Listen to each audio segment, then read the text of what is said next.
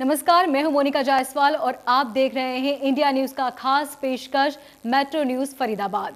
पूरे देश में लॉकडाउन एक कहर बनकर बरस रहा था, जिससे अच्छे खासे कारोबार भी नींव भी डगमगा गई थी। तो जरा सोचिए छोटे मोटे कारोबारियों का क्या हुआ होगा। लेकिन इस बीच सरकार ने उन छोटे कारोबारियों के लिए एक ऐसी योजना लेकर आई जिससे वो अपने रोजमर्रा की जिंदगी को फिर से बहाल कर सकते हैं। देखिए रिपोर्ट।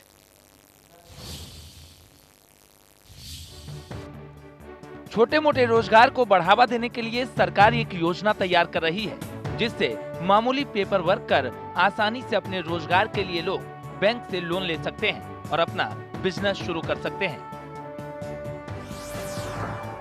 है कि प्रधानमंत्री जी की यशस्वी योजना, प्रधानमंत्री स्वनिधि योजना, जो रेहड़ी पटरी वालों यानी स्ट्रीट वेंडर्स के विस्थापन के लिए, जो कोविड के दौरान, लॉकडाउन के दौरान जो अपना व्यापार छोड़ के अपने गांव चले गए थे, उनको पुनः उनके व्यापार को पटरी पर लाने के लिए ये 10,000 के ऋण की योजना स्वनिधि के अंतर्गत चलाई गई थी। ये योजना जुलाई 2020 में लागू की गई थी। इसके प्रारंभ में बताया गया था कि 10,000 का लोन बैंक के द्वारा वेंडर्स को दिया जाना है। इस योजना की जानकारी देने के लिए प्रधानमंत्री स्वनिधि योजना के तहत रेहड़ी पटरी लगाकर अपना रोजगार करने वाले लोगों के लिए जिला अग्रिम मुख्य प्रबंधक की ओर से एक विशेष कैंप लगाया गया, जहां लोगों को विस्तार से जानकारी दी गई कि किस तरह वो मामूली पेपर वर्क कर आसानी से अपने रोजगार के लिए 10,000 रुपए का लोन ले सकते हैं। ये हमारे जिले में 890 लोन जो है वितरित किए जा चुके हैं। 525 लोन जो है वो स्वीकृत किए करे जा चुके हैं। इस तरीके से 1615 लोन आज की तारीख में हमारे फरीदाबाद जिले में स्वीकृत बैंकों द्वारा किए जा चुके हैं। बहुत ही अच्छी योजना है। जैसा मैंने पहले भी बताया था, यदि बैंक से जुड़ने के लिए एक बार आप इस लोन लेते हैं, सबसे आसान बात यह है कि ये लोन गारंटी फ्री है, कोलेटरल फ्री है। इसमें किसी भी तरीके की आपको गारंटी या प्रतिभूति की जरूरत। इस मौके पर कई बैंकों के अधिकारी भी मौजूद रहे। काफी संख्या में पहुंची महिलाओं सहित लोगों ने इसकी जानकारी ली और लोन के लिए आवेदन भी किया। इस योजना के तहत अब तक 1,000 लोगों को ये लोन उपलब्ध करवाया जा चुका है और करीब 250 आवेदकों को ये लोन मिलने जा रहा है। तो मोदी जी ने योजना निकाली है जनधन, बहुत हम लोगों को सहायता मिल रही है इससे, और जो प्रॉब्लम है वो भी ख़त्म हो जाएगी। हमारे लोगों की जो लॉकडाउन से परेशानियां चल रही थी, काम धंधे नहीं हो रहे थे, वो भी अब हमारा चालू हो जाएगा। कॉफ़ी नमकीन की दुकान है, तो हमारे सर कृष्ण कुमार गहलोत साहब हैं, इनके द्वारा हमें बड़ा सहूलियत मिली और लोन भी मिल गया, हमारा किस्त भी कट गया। तो इससे बड़ा बेनिफिट है। अगर आप समय से, हम सबसे ही रिक्वेस्ट करते हैं कि समय से जो किस्त है 200, 400, 500 का कट जाए, तो आगे के लिए मैनेजर सर और आपको हमारी यही सबसे विनती है। कोरोना के कारण कई लोग ऐसे हैं जिनका कारोबार पूरी तरह से ठप हो गया है। हालांकि चीजें जरूर बदलेंगी और लोगों को वापस अपना कारोबार संभालने में थोड़ा वक्त भी लगेगा, लेकिन सरकार की ओर से इस तरह की योजना मुश्किल वक्त में उन लोगों के लिए काफी मददगार भी साबित हो रही है। फरीदाबाद से सुधीर शर्मा, इंडिया न्यूज, हरियाणा। हरियाणा सरकार द्वारा पेश किए जाने वाले बजट को लेकर इंडियन मेडिकल एसोसिएशन ने कई मांगे रखी, जिन्हें पूरा करने के लिए एसोसिएशन द्वारा सरकार से अपील की जा रही है और इन मांगों को लिखित में सरकार तक भेजा भी गया है। फरीदाबाद जिले के इंडियन मेडिकल एसोसिएशन की प्रधान डॉक्टर पुनीता ने प्रदेश में IMA द्वारा उठाई गई मांगों को बजट में शामिल करने की अपील की। इंडियन मेडिकल एसोसिएशन की प्रधान डॉक्टर पुनीता हसीजा ने प्रदेश में IMA द्वारा उठाई गई मांगों का जिक्र करते हुए हरियाणा सरकार को सुझाव दिए कि सिविल हॉस्पिटल में स्पेशलिस्ट और सुपर स्पेशलिस्ट डॉक्टर उपलब्ध कराने के लिए आकर्षित पैकेज बढ़ाने चाहिए। वे इन जॉब्स को तभी ज्वाइन करेंगे या फिर पैकेज नहीं बढ़ाए गए तो जल्दी जॉब छोड़ देंगे। उन्होंने कहा कि यदि पैकेज अच्छे होंगे तो हमारे डॉक्टर्स गांव में भी जाने को तैयार हो जाएंगे।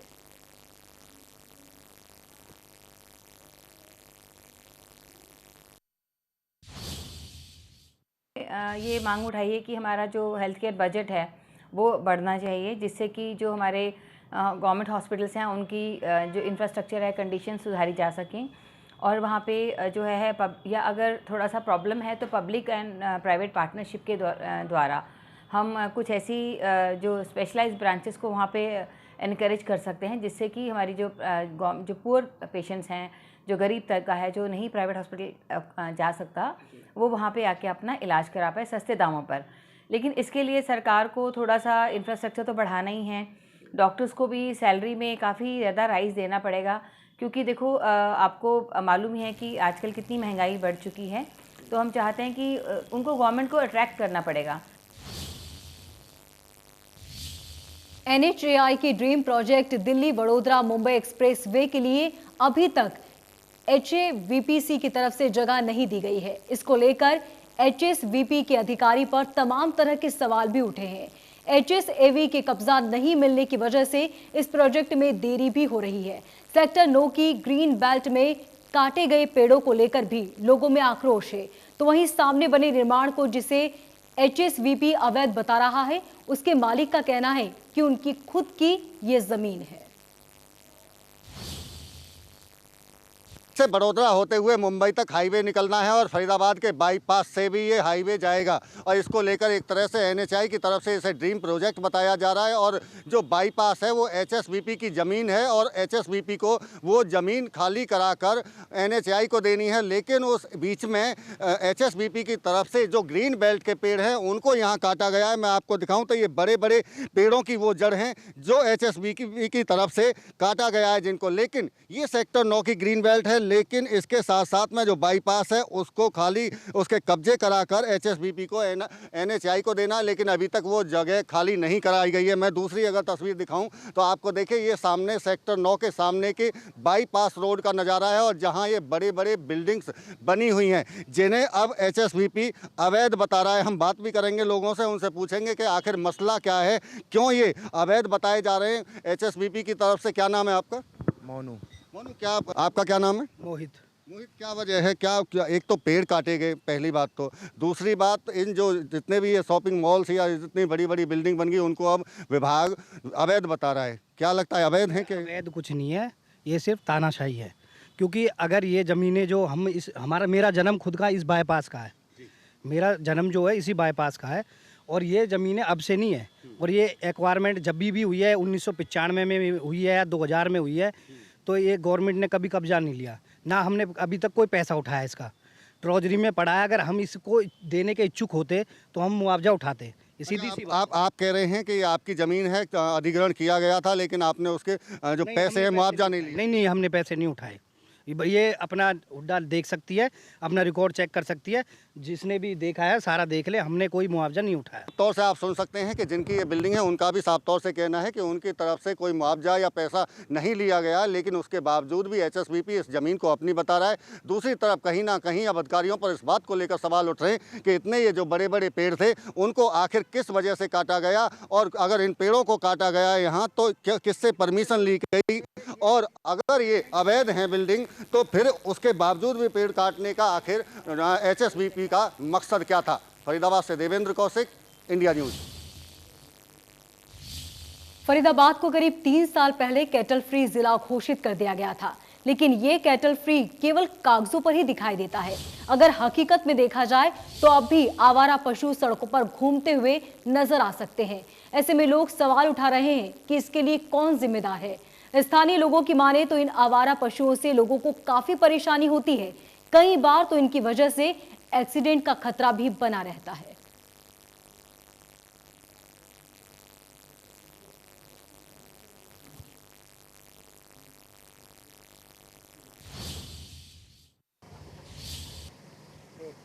फरीदाबाद को 3 साल पहले कैटल फ्री घोषित कर दिया गया था। अब ये फरीदाबाद कैटल फ्री जिला है, लेकिन 3 साल के बाद में भी क्या हालात हैं फरीदाबाद की सड़कों पर।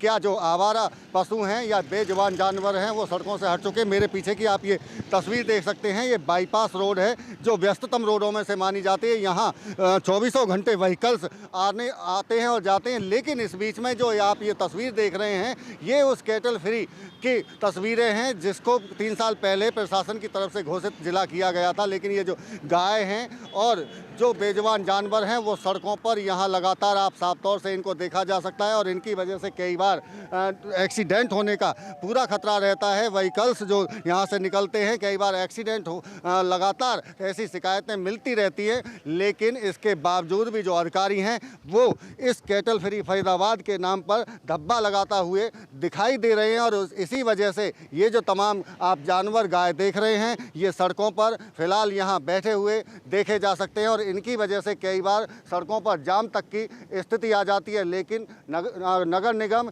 या बाकी तमाम जो जिले के प्रशासनिक अधिकारी हैं उनकी तरफ से इस पर कोई कार्रवाई नहीं की जाती। फरीदाबाद से Devendra Kaushik, India news. Corona के बाद पहली बार फरीदाबाद के सेक्टर 15 में रेजिडेंट्स द्वारा फ्लावर एंड फूड फेस्टिवल का आयोजन किया गया, जिसमें सभी रेजिडेंट्स ने शामिल होकर फेस्टिवल का आनंद लिया। सेक्टर 15 में रहने वाले परिवार खुद अपने घरों से खाना बनाकर पार्क में इकट्ठा हुए।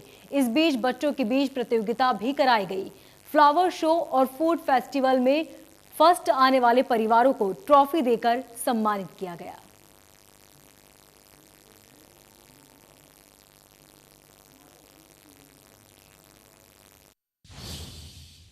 ने ये आयोजन किया है क्योंकि एक साल हो गया ऑलमोस्ट कि सारे लोग अपने अपने घरों में थे कोरोना करके।